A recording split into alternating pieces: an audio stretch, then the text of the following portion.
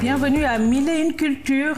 Dans cette émission, nous recevons deux personnes au grand talent, puis avec beaucoup de passion dans ce qu'ils font, des gens très disciplinés aussi dans leur domaine. Nous avons Adam Chaoui, un athlète canadien d'origine marocaine avec un parcours jeune, mais avec un parcours bien rempli. Et en seconde partie, nous avons Sénéa Sène, qu'on ne présente plus, la soul créole qu'on va rejoindre depuis la Guadeloupe. Mais tout d'abord, sur notre plateau, Adam Chaoui, l'athlète canadien d'origine marocaine. Bonjour Adam. Bonjour, ça va bien? Ça va bien, c'est un plaisir de t'avoir.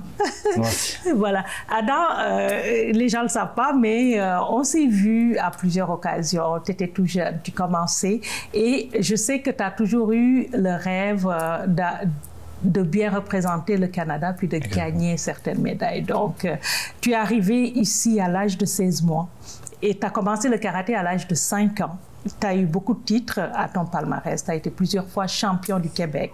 Tu as eu 7 participations au championnat canadien et tu as plusieurs médailles d'or. Tu as été champion canadien Ottawa 2016.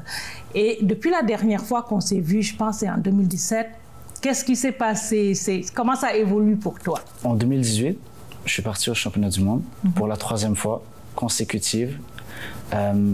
J'ai eu 3 médailles de bronze, 2 médailles d'argent et finalement la médaille d'or. Voilà, c'était un épanouissement personnel en premier lieu, un épanouissement personnel pour le pays au complet, pour le Québec, pour ceux qui m'entourent et pour mon pays. Voilà, il faut que je le dise, pour mon pays. J'ai eu beaucoup de personnes qui m'ont aidé à arriver jusqu'à là, beaucoup de soutien de ma communauté et ça m'a fait du bien.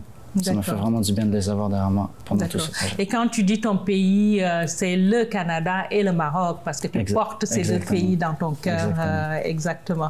Et donc, la dernière, ce qui te tenait beaucoup à cœur, c'était de devenir champion du monde, ce que tu as eu à Dublin. Oui. Voilà. Et qu'est-ce qui s'est passé en 2020? Je sais qu'il y a eu du mouvement en 2019, en 2020, un dojo d'ouvert. Fin 2018, on a ouvert un dojo de karaté, moi et mon père. C'était plus une salle privée pour moi et mon père pour s'entraîner pour le karaté littéralement.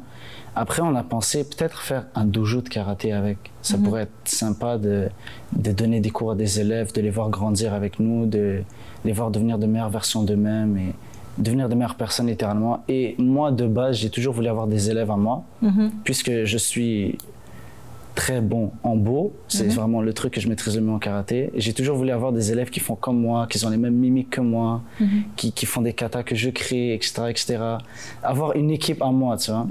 Et on l'a ouvert, on a une petite équipe, voilà, on va pas se le cacher. Voilà, en fait, tu voulais peut-être transmettre aussi ce que d'autres t'ont transmis. Je sais que tu as été l'élève de Marie-Ève Dicker, Marie-Ève qu'on ne présente plus. Puis, quand je vous ai rencontré, j'ai senti une belle complicité entre vous deux. Est-ce que vous avez toujours ce contact-là avec elle? Personnellement, c'était plus une complicité, mais avec beaucoup plus de respect. Je ne peux jamais manquer de respect à cette personne, jamais la regarder de travers. On a toujours cette complicité. Je la soutiens toujours dans ses combats, émotionnellement et dans ma tête. Quand je regarde les combats à la télé, je stresse vraiment et j'espère toujours qu'elle gagne. Donc tu es dans la team Dicker, là. Bien sûr, mais bien sûr. Voilà. Et donc, cette année 2020, quand même, a été particulière. Hein? Au-delà des médailles, au-delà de l'accomplissement personnel et tout, c'est une année émotionnellement chargée parce qu'il y a eu la COVID-19. Vous êtes jeune, vous êtes peut-être relativement à l'abri, mais les jeunes ont dû penser à d'autres. Vous avez aussi dû être confinés. Être confiné pour un athlète, ça ne doit pas être facile. Hein? C'était franchement compliqué au début parce que ce n'est pas une habitude qu'on a à la base. Nous, les athlètes, on sort toujours dehors, soit on court pour notre cardio, soit on va en salle. Et quand tu n'as plus de salle et tu peux juste courir, c'est un peu compliqué. Déjà, je ne pouvais pas courir à cause de mon opération de base. Mais franchement, c'était vraiment compliqué. Juste sur le moral, de se dire « ah, je ne peux pas sortir, blablabla », et tu restes à la maison. Pour l'hygiène de vie, c'est pas ce qu'il y a de meilleur, je trouve. D'accord. Mais est-ce qu'il n'y a pas d'autres moyens qu'est-ce que vous avez trouvé finalement? Parce que j'imagine que ces 3 mois, vous n'êtes pas resté sur ça. Après le premier choc, comment vous avez réagi? Après le premier choc, j'ai essayé de trouver des alternatives. J'ai pris un masque, je suis sorti dehors. J'ai dit, je vais courir. En vrai, je suis resté 1 mois confiné parce que j'avais peur. Et après, j'ai compris que c'était juste le corona. C'est pas, si tu touches personne, il va pas venir. Je dis, je vais mettre un masque, je vais courir. Et c'est ça que j'ai commencé à faire pour me réhabituer à courir et tout. C'était bizarre au début. 1 mois rester à la maison sans faire de sport. Tu commences à courir, tu oublies ta coordination un peu, c'est un peu bizarre. Mais sinon, c'est simple. Aussi, je suis allé à ma salle, donc je pouvais y aller et je m'entraînais. D'accord, donc tu t'entraînais toi-même et tu n'avais plus tes élèves à cause des mesures de sécurité. Tu as parlé tout à l'heure de ton genou, donc on sait que tu as dû arrêter récemment pour te faire opérer. Et c'est quoi les perspectives? Est-ce que tu penses, parce que je sais que ça te tient à cœur, toi, de devenir champion olympique, qu'un jour le karaté soit inscrit. Voilà, vous priez tous les karatékas que je connais prient pour ça, puis que vous soyez champion olympique. Est-ce que ça vient freiner vos ambitions ou vous êtes optimiste là? Pour la réadaptation, c'est 2 ans pour avoir les muscles qu'on avait et l'explosivité qu'on a. C'est plus l'explosivité qui manque. En karaté, c'est littéralement ce qu'on a le plus besoin. Et puisque c'est en 2024, et 2 ans, ça va faire 2022, j'aurai encore 2 ans pour me réhabituer à mon corps.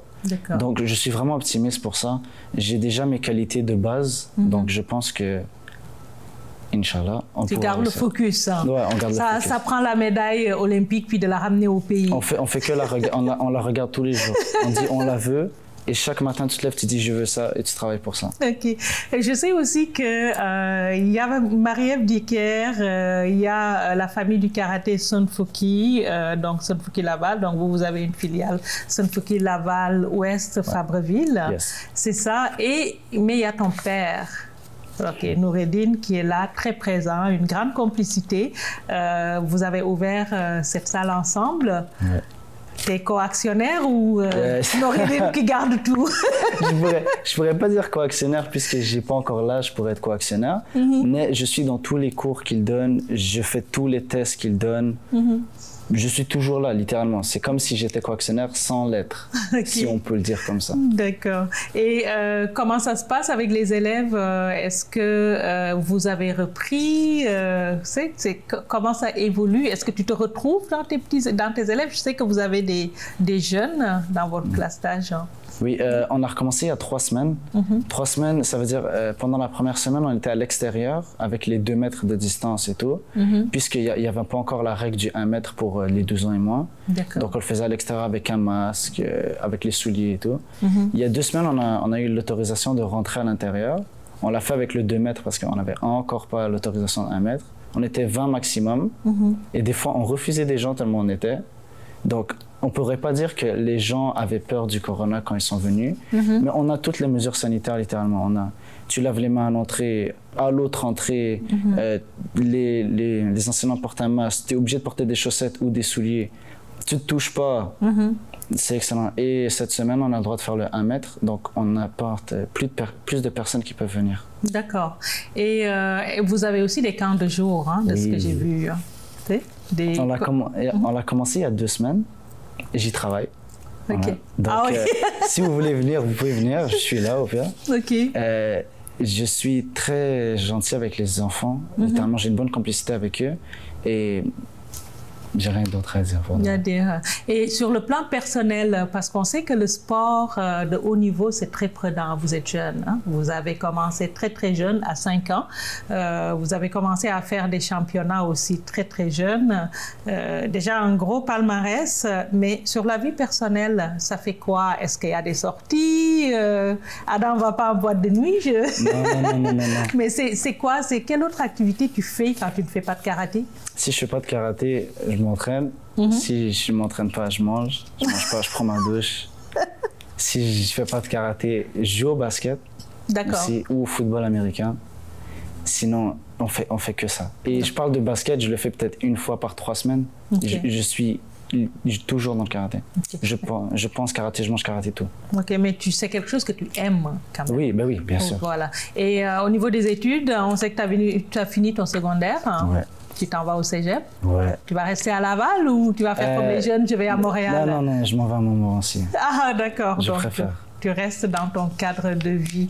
Et Adam, pour toi, ce serait quoi le plus bel aboutissement? Je me doute un peu de la réponse, mais pour le sport, oui, mais pour la vie aussi.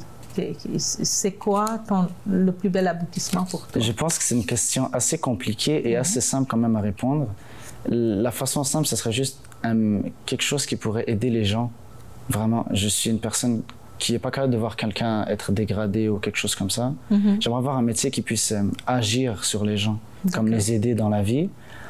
Et le truc le plus compliqué, ça serait de trouver un métier que j'aime bien et qui pourrait agir à la hauteur que je le veux. Parce que je suis très demandant dans la vie, je suis très perfectionniste.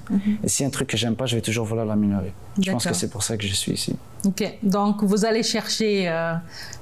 ça existe ce métier-là, chercheur. C'est quoi ça? Vous allez finir chercheur, je ne sais pas, en médecine ou en médecine sportive. Est-ce que c'est quelque chose J'y ai déjà pensé. Oui, la médecine sportive. J'ai déjà pensé, oui. Pour les articulations et les os et les muscles chez les athlètes, pour les aider à être en meilleur niveau, avoir un meilleur niveau dans le sport qu'ils font. J'y ai pensé souvent. J'ai aussi pensé à policier, puisqu'on peut aider des gens, un policier. Et les policiers, c'est pas toujours les gens méchants. J'essaierai de montrer que les policiers sont aussi gentils, tu vois. Mais il y a du boulot à faire. Il y a beaucoup de travail à faire, j'avoue. Pour les stéréotypes et tout, j'avoue que c'est compliqué à défaire, mais un jour, on le fera, j'espère. Et j'espère que les gens qui le font comprendront qu'il ne faut pas faire ça. D'accord. Et pour finir, on arrive à la fin de l'entrevue, Adam. Pour les gens qui veulent inscrire leurs enfants ou venir même faire du karaté chez vous, comment avoir de l'information pour Karaté Sonfuki Laval-Ouest, Fabreville? Très simple. Vous allez sur Google, sur votre téléphone ou ordi, vous écrivez Karaté Sonfuki Laval-Ouest. Vous cliquez sur le premier lien, ça va vous envoyer sur notre page. On a une page Facebook, on a un site internet, littéralement de Karaté Sonfuki. On a aussi un numéro de téléphone et on a l'adresse. Et c'est quoi les classes d'âge que vous prenez? Ça commence à quel âge? 3 ans. 3 ans? 3 ans. Aussi jeune que ça? On a des cours de 3 à 6 ans, puis ensuite de 6 à 12, et ensuite de 12 à 70, 75, comme vous voulez. OK. Puis vous êtes en train de regarder les futurs champions là-dedans, les Adam Chaoui. Dès qu'on trouve le potentiel, on le prend et on l'encadre directement parce qu'on ne va pas le laisser perdre, on va direct l'encadrer et le monter. D'accord. Merci beaucoup, Adam. Puis on te souhaite un bon rétablissement. Merci beaucoup. Et pour que tu puisses arriver à accomplir ton rêve olympique de ramener l'or au Canada et à Laval. Merci bien. Voilà. Nous allons maintenant céder la place à notre chroniqueuse culture, tendance et mode, Myriam Matondo. Myriam, on dit quoi? Ouvert, pas ouvert, je vous propose un tour d'horizon de quelques lieux culturels et de loisirs qui se déconfinent et reprennent leurs activités. La Maison des Arts de Laval a rouvert ses portes depuis le 20 juin. Quel bonheur pour les familles lavalloises puisque cette réouverture progressive permet le grand retour des ateliers d'Alfred en famille depuis le 11 juillet à midi. Ces ateliers parents-enfants autour des expositions en cours se tiendront dans la cour intérieure de la Maison des Arts. Rappelons qu'ils sont une activité de découverte et font partie du volet médiation artistique de la Maison des Arts et se déroulent autour de la thématique d'une exposition en cours. En ce moment, allez voir Ce qui compte, une œuvre des artistes Andréane Roussel et Samuel Saint-Aubin qui questionne sur notre relation avec les technologies au quotidien, le temps qui passe et notre capacité à lâcher prise à travers des œuvres vidéographiques et robotiques intégrantes. L'exposition Ce qui compte est en cours jusqu'au 22 août 2020. À vous d'en profiter et visitez régulièrement la page Facebook de la Maison des Arts pour d'autres mises à jour. Le Cosmodome a rouvert ses portes aussi depuis le 18 juin. Les visites et les activités en groupe telles que la visite de la navette, l'essai des simulateurs, le cinéma 4D et la réalité virtuelle sont cependant suspendues pour une durée indéterminée. Parmi les activités offertes, l'exposition temporaire jusqu'au 23 août, La santé dans l'espace, l'audace d'explorer, qui relève l'importance des sciences de la santé dans la réussite des futures missions d'exploration spatiale, mais également les effets de l'isolement, du rayonnement et de la gravité sur la santé des astronautes. Une occasion de voir entre autres la combinaison de David Saint-Jacques, puisqu'une section est consacrée aux médecins et astronautes canadiens. Toutes les informations sont sur le site cosmodome.org. Le musée Armand Frappier est un espace culturel et scientifique que j'affectionne particulièrement. Il restera cependant fermé pour la saison estivale et rouvrira ses portes à la mi-septembre.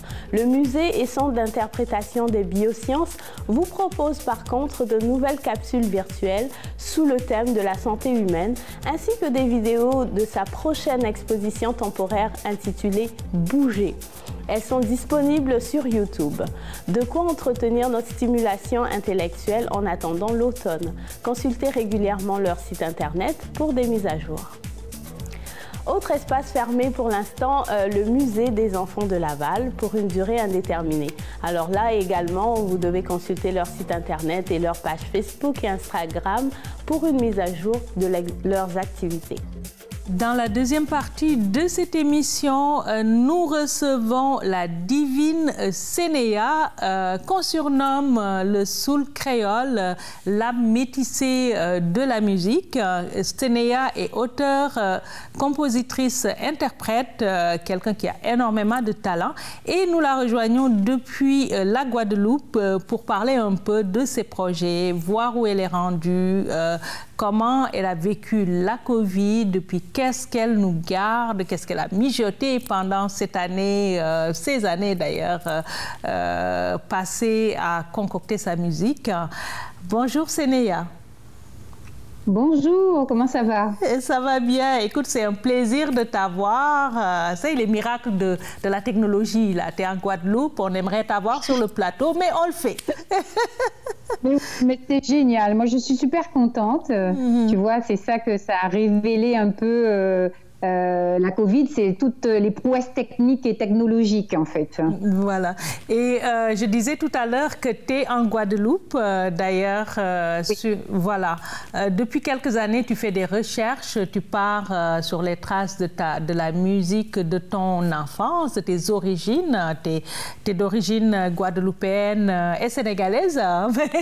Tu es partie en Guadeloupe explorer tes origines, préparer un album avec une subvention, je pense, d'un fonds canadien.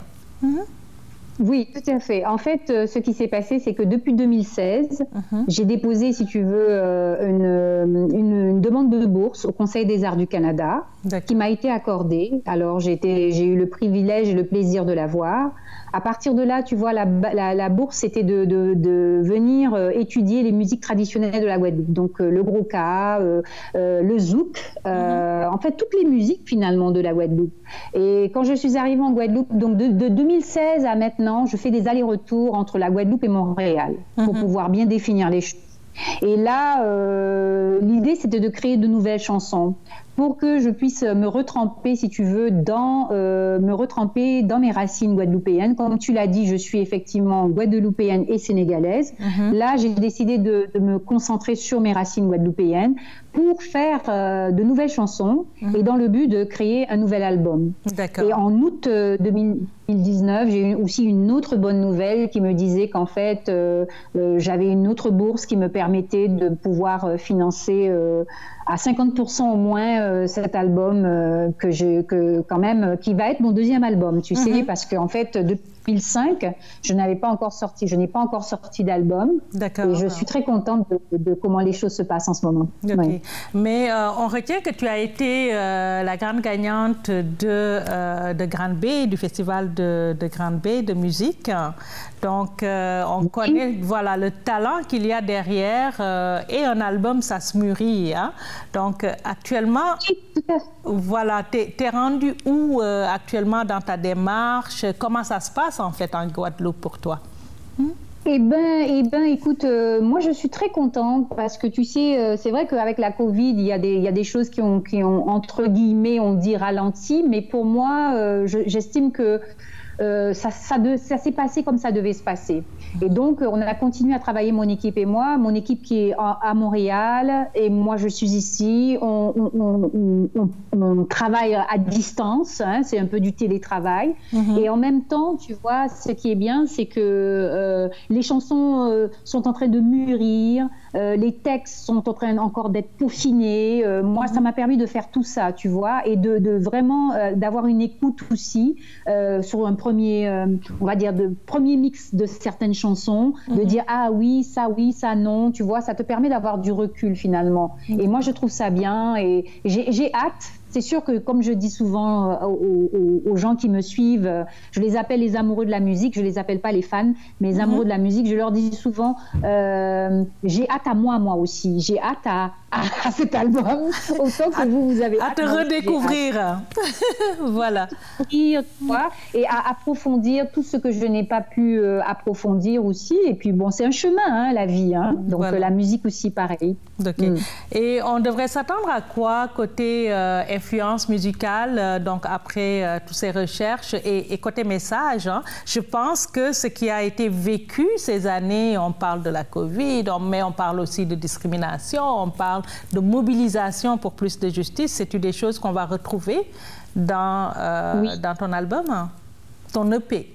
Voilà. Oui, mais en fait, déjà, bon, je vais te parler du thème. Tu sais, quand tu parles de discrimination, quand tu parles de Covid, quand tu parles aussi de solidarité, quand tu parles de fraternité, tous ces thèmes-là, finalement, se rejoignent sur une chose qui, moi, me paraît essentielle et qu'on a tendance des fois à éviter, c'est-à-dire c'est l'amour, tout simplement, l'amour.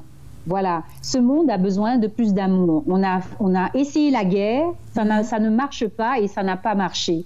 Parce qu'en fait, l'amour, il n'y a pas plus belle énergie que ça. Donc finalement, au fond, la musique que je fais, les thèmes que j'aborde, le thème principal que j'aborde, c'est l'amour, mais comment dirais-je, on va dire décliné de différentes façons. C'est-à-dire que je parle de solidarité, je parle de fraternité, je parle d'amour entre un homme et une femme, avec les enfants, la famille, tout ça, justement les discriminations, le fait qu'on doit être ensemble, qu'on ne doit pas, etc., etc. Mais c'est toujours donc autour de l'amour. C'est ça. Et au niveau maintenant rythmique, j'ai basé beaucoup ça sur l'acoustique. Donc tu sais que je suis guitariste aussi. Donc en fait, ma voix est en avant. Ma voix, ma guitare, c'est ma base. Et autour de ça, je construis les instruments qui sont autour, la basse, etc., des violons, parce que j'aime beaucoup les cordes en général. Donc la rythmique, c'est quoi? C'est qu'on a essayé, on va essayer en tout cas, en l'espace de peut-être 10 chansons, de montrer un peu le soul créole de Senaya. C'est-à-dire, qui est Senaya en 10 chansons, si tu veux. Et quels sont les rythmes qui m'influencent. Donc finalement, on va aller voyager dans plusieurs pays, notamment bien sûr on va commencer par mes racines, donc le Sénégal, la Guadeloupe c'est sûr, et bien en avant parce que c'est quand même un rendu aussi du travail que j'ai fait pendant 4 ans maintenant. 4 ans, c'est ça, 4-5 ans, depuis la bourse que j'ai eue du Conseil des arts du Canada. Donc, tu vois, tu auras des rythmes du Gros-Ka, tu auras des rythmes un peu de zouk, de biguine, tu auras aussi des rythmes un peu de ballard, tu auras aussi un peu de... Il y aura des influences, c'est des métissages, parce que ma musique, c'est ça. C'est que je fais des petits clins d'œil. Je ne suis pas... Je ne fais pas du mbala, je ne fais pas du Gros-Ka, mais je mélange tout ça. Et matiner à ma sauce, bien sûr, soul, jazz, blues, spiritual, parce que pour moi, tout ça, c'est moi, quoi, en fait. C'est mon son, en fait. Donc, ça va nous ramener Senaya sous le créole, la divine Senaya. Quand est-ce qu'on la revoit sur scène à Montréal, au Québec, en fait? Eh bien, en fait, le Festival Nuit d'Afrique va faire un spécial Nuit d'Afrique automne, parce que normalement c'est l'été, mais à cause du Covid, de la Covid, donc les choses vont être repoussées donc, vers le mois d'octobre. Donc au mois d'octobre, je ferai partie de la programmation d'automne du spécial Festival Nuit d'Afrique d'automne. Voilà. D'accord. On aura ainsi le plaisir de te redécouvrir sur scène, Senaya. On te remercie beaucoup pour cette entrevue. Puis on va... Merci, ça fait plaisir. Voilà, on va se quitter sur un clip qui est encore très très actuel dans les périodes où on vit, dans les périodes de solidarité, de mobilisation, des périodes d'injustice, d'actes de justice à poser et dans des périodes aussi d'identification, de gratitude. Un clip qui s'appelle « Garde la tête haute », qui est toujours actuel pour nous. Oui. Merci Sénéa. Tout à fait. Merci beaucoup, merci. À très bientôt. Voilà, c'est ce qui met fin à cette saison-ci de 1001 Culture. Nous vous remercions de nous avoir suivis et n'hésitez pas toujours à nous écrire pour nous faire part de vos suggestions. Profitez des derniers moments de l'été, puis on vous dit à une prochaine.